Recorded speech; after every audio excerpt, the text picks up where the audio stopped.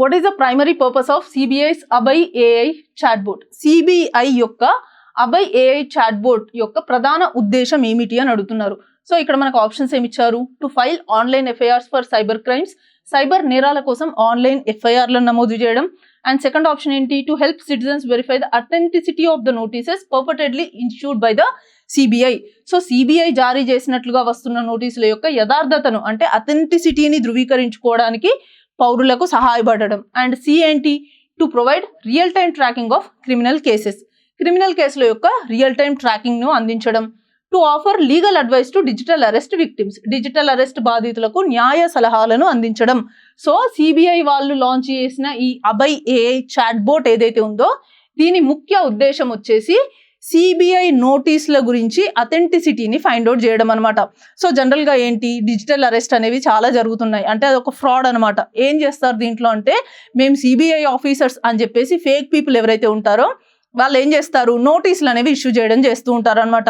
So అలా వాళ్ళు మేము సిబిఐ వాళ్ళమని చెప్పి నోటీస్ ఇష్యూ చేసినప్పుడు జనరల్గా ఎవరైనా కామన్ పీపుల్ భయానికి గురవుతారు.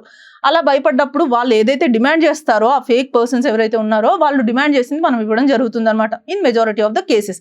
సో అలా జరగకుండా ఉండడానికి ఆ నోటీస్ ఫేకా రియలా అని మనం తెలుసుకోవడానికే ఈ అభయ్ చాట్బోట్ అనేది హెల్ప్ చేస్తుంది అనమాట.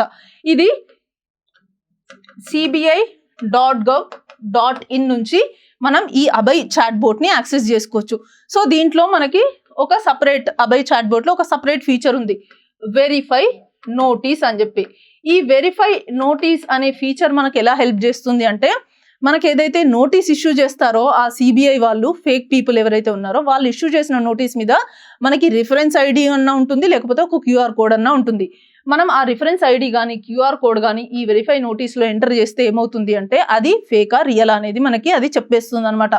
And at the same time ఒకవేళ కానీ ఆ నోటీస్ ఫేక్ అయితే అది ఆటోమేటిక్గా సైబర్ క్రైమ్ వాళ్ళకి రీడైరెక్ట్ అనేది చేస్తుంది అనమాట. సో దట్ మనం అక్కడే కంప్లైంట్ అనేది రేస్ చేయొచ్చు.